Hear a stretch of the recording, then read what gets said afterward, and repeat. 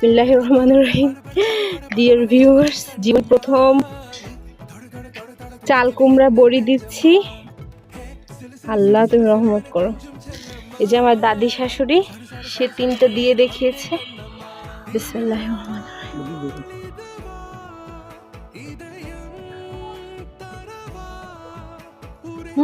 আলহামদুলিল্লাহ হয়েছে। আর এই যে ওরা বাবা ছেলে।